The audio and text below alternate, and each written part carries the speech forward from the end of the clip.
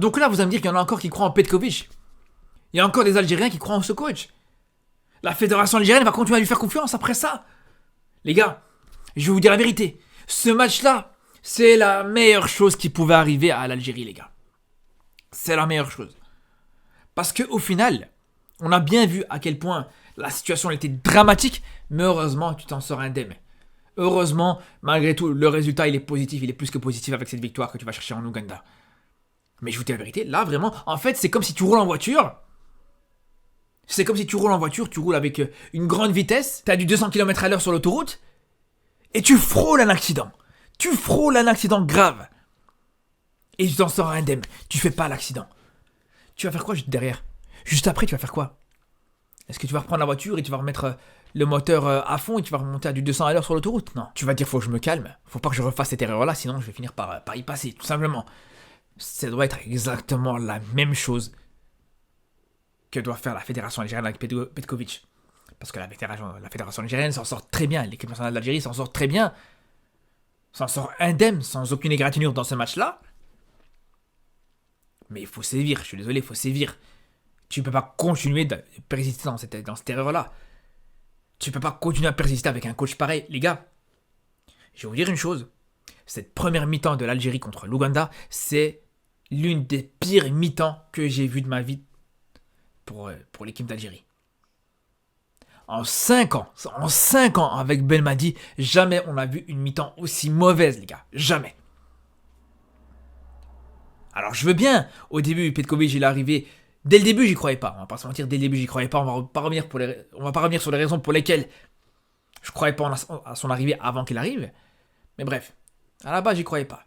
Il y a eu le premier rassemblement, on a vu ce qui s'est passé. Défensivement, l'équipe elle était totalement à la rue. Mais bon, c'est une chose, c'est le premier rassemblement. Là, il y a eu le match contre la Guinée où tu perds.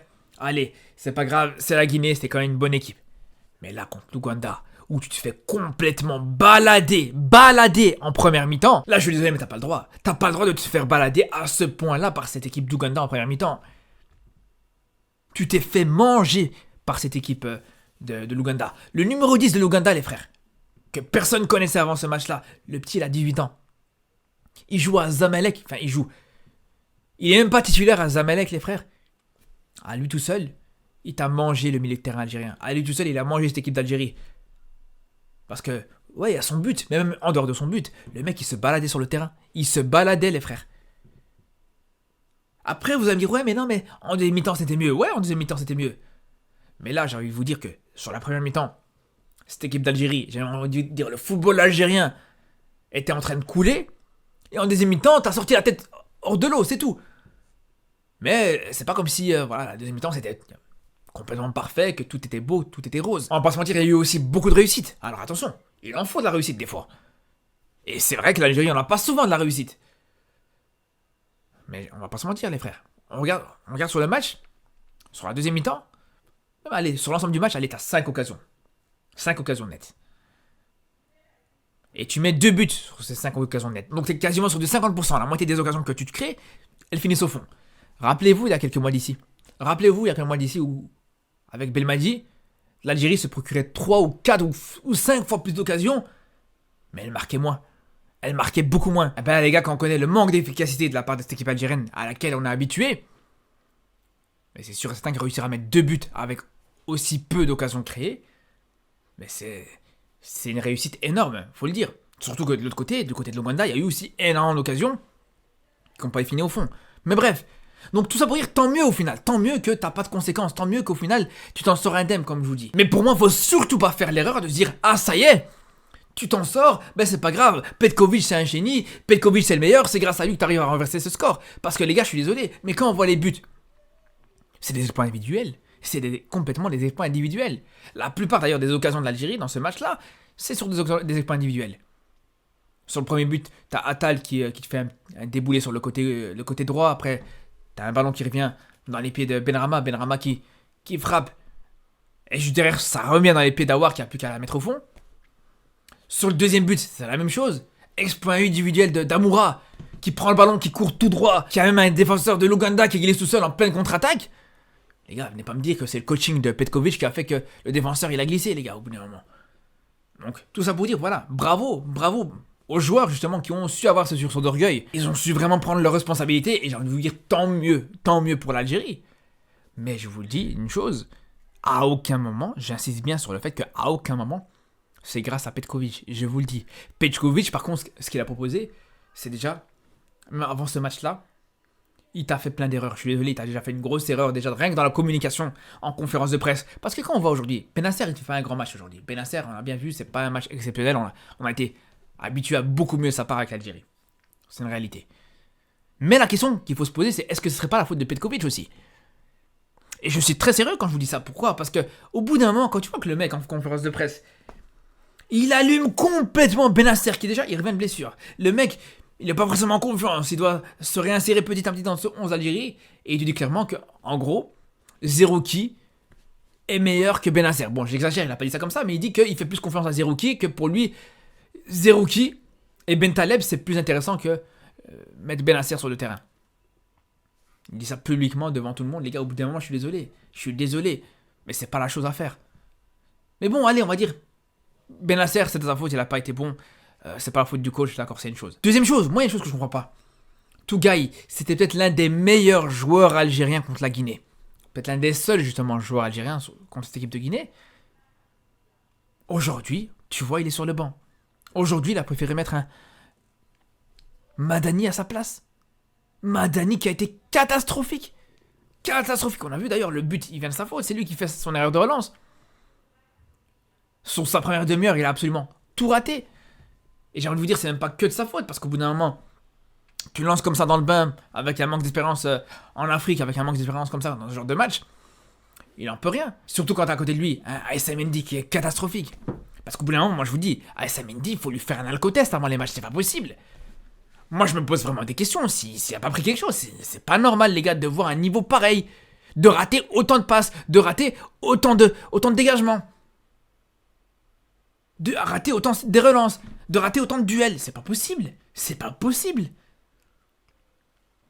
Mais après, encore une fois, même là, j'ai envie de vous dire, c'est même pas totalement de la part des défenseurs. Parce que quand on voit justement le nombre de dégagements, de diagonales qui ont été ratés de la part de cette défense algérienne qui faisait quasiment que ça, moi je me pose la question, je me pose encore une fois la question, que fait le coach? Est-ce qu'il y a un coach dans cette équipe ou pas, franchement? Dès le début du match, l'Algérie a arrêté de balancer devant. Ça balançait devant. Des ballons pour qui? Des ballons pour le petit Amoura. 1m12. Le petit Amoura, il mesure 1m12. Tu fais que lui balancer des longs ballons comme ça, tu crois qu'il va faire quoi avec ça? Déjà que les diagonales, elles étaient éclatées. La plupart du temps, ça arrivait même pas à destination. Mais même si ça arrivait à destination, mais qu'est-ce que tu veux que Amoura te fasse avec ça? Avec ce long ballon à côté des mastodontes qu'il a à côté de lui. Là, voilà, encore une fois, il y a un problème. Mais après, voilà. Quand je vous dis que c'est pas forcément la faute des joueurs, mais c'est la faute du coach, parce que les joueurs, ils font ça une fois, deux fois, trois fois. Le coach, il fait rien. Continuer comme ça le choque pas. Ok? Tu vas, il y a la mi-temps, tu rentres dans les vestiaires, tu reviens des vestiaires, tu vois quasiment la même chose. Ça continue, des longs ballons. Moi, je comprends pas, les gars. Et je vous le dis, je comprends pas. Et c'est même pas terminé dans les erreurs de coaching de Petkovic. Il y a encore 2-3 choses, les frères. Parce qu'on a parlé du fait d'avoir mis Madani à la place de Tougaï. On a parlé de sa communication avant ce match et le fait d'avoir craché ouvertement sur Benasser avant cette rencontre. On a parlé du fait que cette équipe, elle proposait quasiment que des longs ballons. Il n'y avait aucun jeu. On a parlé du fait que les buts côté algérien, et surtout toutes les occasions côté algérien, c'était toujours sur des exploits individuels et jamais sur des actions collectives qui ont été travaillées à l'entraînement par exemple. Mais encore autre chose. Déjà, quand on voit que cette compo, franchement, la compo qui a été proposée, elle est intéressante. Elle est même plus qu'intéressante. Et je pense même que, à part Tougaï à la place de Madani, pour moi, c'était la compo qu'il fallait mettre dans le match contre la Guinée. Alors vous allez me dire, ouais, il n'y a pas de problème, mais tant mieux. Il a fait une bonne compo. Ouais, mais le problème, c'est quoi? Le problème, c'est que à partir du moment où il a fallu le temps, justement, de voir qu'il se fait manger par cette équipe de Guinée, avant de comprendre qu'il est dans l'erreur et qu'il faut qu'il corrige son erreur, c'est là où c'est problématique. T'as pas le temps de commencer à faire n'importe quoi. T'as pas le temps de commencer à faire des choses que n'importe quel supporter de cette équipe d'Algérie ou n'importe quel observateur de cette équipe d'Algérie sait que c'est une erreur totale. On a tous compris que sa compo qu'il t'a proposé justement contre contre la Guinée, elle était catastrophique, les frères. Et là où je vous dis t'as pas le temps, c'est qu'aujourd'hui, dans ce match contre l'Ouganda, tu payes les pots cassés par rapport à cette compo catastrophique que tu avais proposée dans le dernier match. Si tu avais proposé justement cette compo contre la Guinée, tu n'aurais peut-être pas forcément gagné contre la Guinée. Mais au moins, tu aurais eu ces joueurs qui auraient eu déjà un petit peu des automatismes, les Benasser, Bentaleb et Aouar, qui ont eu du mal à se trouver dans ce match-là, justement. Il leur a fallu un petit peu de temps avant de se trouver, et encore, c'était pas exceptionnel. Et encore autre chose en termes de coaching, là où on voit que c'est une catastrophe, c'est qu'on voit justement, encore une fois, que le fait de ne pas convoquer des Belaïli, des Mahrez, des Slimani, ces joueurs d'expérience, ces joueurs de caractère, ces joueurs, justement, qui peuvent un petit peu mobiliser cette équipe d'Algérie sur le terrain, on voit que ça porte préjudice. On voit que, justement, ça manquait de joueurs comme ça. On l'a vu sur la première mi-temps, les frères. On l'a vu. L'Algérie se faisait manger. L'Algérie, sur la première mi-temps, s'en sortait très très bien avec le 1-0. Sur la première mi-temps, si c'est 2-0 pour l'Ouganda, voire même 3-0, c'est pas un scandale. Et à aucun moment, justement, t'as vu un sursaut d'orgueil, justement, de cette équipe algérienne sur cette première mi-temps. Mais Slimani sur le terrain à ce moment-là, regarde ce qu'il va faire. Vous croyez vraiment que Slimani va laisser passer ça? Vous croyez vraiment que Slimani sur le terrain, il va voir que son équipe elle se fait manger par l'Ouganda? Il va rester comme si de rien n'était, tu vas pas... Non! Et là, pour le coup, t'avais pas ce caractère sur le terrain, t'avais pas ce joueur de caractère. Et au bout d'un moment, il est là, le problème avec Petkovic. C'est que c'est ce qu'il veut. Il veut que des enfants sages. Je vous l'avais dit, justement, quand j'ai fait ma vidéo sur la liste. Il veut que des enfants sages, des enfants tranquilles, qui feront pas de vagues, qui feront pas de... Voilà. Mais il faut aussi des joueurs de caractère dans une équipe, surtout en Afrique. Surtout en Afrique, les frères. On sait bien comment ça se passe. Donc voilà, quand on voit tous ces problèmes, sur un seul match, les frères, ça fait beaucoup. Hein. Ça fait beaucoup. Donc moi, je sais pas, peut-être il y en a encore qui croient en Petkovic. Et s'il reste, moi, je vous souhaite que ça va fonctionner. Mais moi, je vous dis, j'y crois pas du tout, les gars. Je vous le dis, je vous le redis, j'y crois absolument pas. Par contre, il y a bien un point positif à sortir sur ce match. Je vous rassure. Ça va pas être sur Petkovic, mais ça va être sur un joueur. C'est Benrahma, les frères. Benrahma, il a enfin son match référence. Benrahma, il a enfin le match que t'attends de lui avec l'Algérie, les frères. Il n'y a absolument rien à dire. Ce qu'il te fait sur ce match, c'est exceptionnel. C'est exceptionnel. Déjà, c'est lui qui te relance un petit peu cette équipe d'Algérie dans le match. Même pas avec son but, mais avec sa première occasion. La première occasion nette, c'est lui qui va te la chercher avec sa frappe très bien placée. Sa frappe qui m'a vraiment surpris. Qui a trouvé le poteau. Ça, c'était juste avant la mi-temps. Et à la reprise, dès le début de la deuxième mi-temps, tu as l'égalisation algérienne qui vient justement d'un ballon de Benrahma, comme je vous disais. Et puis, à la fin, voilà... Pour terminer, il te met ce but, ce deuxième but de l'Algérie. Donc vraiment, pour ça, Benrahma, exceptionnel aujourd'hui. J'ai été souvent très très critique avec lui, je pense à juste titre. Mais aujourd'hui, pour ce match-là, il n'y a absolument rien à dire. Un autre joueur, d'ailleurs, avec qui j'ai souvent été critique, enfin, pas très critique, mais en tout cas, j'étais partagé, c'est Amoura. Alors Amoura, il te fait le travail qu'il sait faire, en fait, tout simplement. Ce qu'il sait faire, c'est quoi? C'est les contre-attaques. Ce joueur sur les contre-attaques, il est monstrueux. Je pense qu'en Afrique, t'as pas un joueur, peut-être à part Salah ou quelque chose comme ça. T'as très peu de joueurs aussi efficaces sur les contre-attaques. Mais le problème, justement, c'est qu'une fois que tu le sors de ce registre de prédilection, une fois que tu le sors des situations de contre, là, c'est plus compliqué. Une fois qu'il se retrouve dans les petits espaces, il perd beaucoup plus de ballons, il a beaucoup plus de déchets dans son jeu.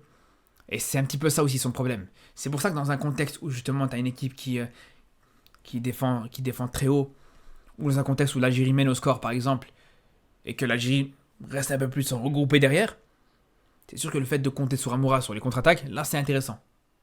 Mais dans un contexte où c'est 0-0, ou dans un contexte général où justement tu as un adversaire qui est organisé dans un bloc bas, comme à la CAN, quand tu as joué contre l'Angola, contre la Mauritanie, contre le Burkina Faso, quand tu as fait des adversaires avec des blocs bas, là, Amoura, il va être moins utile. Et ça, je pense qu'il y en a beaucoup qui doivent le comprendre. Et je sais pas si d'ailleurs si Petkovic il l'a compris ou pas. Ça aussi, c'est un autre problème. Mais bref. En tout cas, voilà. C'est ce qu'on va retenir, c'est le point positif. C'est le résultat. Après, voilà, on va voir. On va suivre justement l'avenir du football algérien. Et je vous dis, j'espère vraiment que des solutions et qu'il y a des mesures qui vont être prises. Les gars, je vous le dis, je vous le redis. Il y a Patrice Baumel qui est là. C'est le moment où jamais tu as un coach qui peut être exceptionnel pour toi. Il n'y a personne qui en parle, ou peut-être ça commence un petit peu peut-être à en parler maintenant, je sais pas. Moi, ça fait des mois que j'en parle, même avant l'arrivée de Petkovic. Je faisais qu'en parler. Et j'espère vraiment, pour l'Algérie, que c'est quelque chose qui va se faire. Je vous dis, ça serait la meilleure chose. Mais bref. En tout cas, voilà, on va sur ça, de toute façon. On va sur justement les décisions qui vont être prises de la part de la fédération algérienne dans les prochains jours.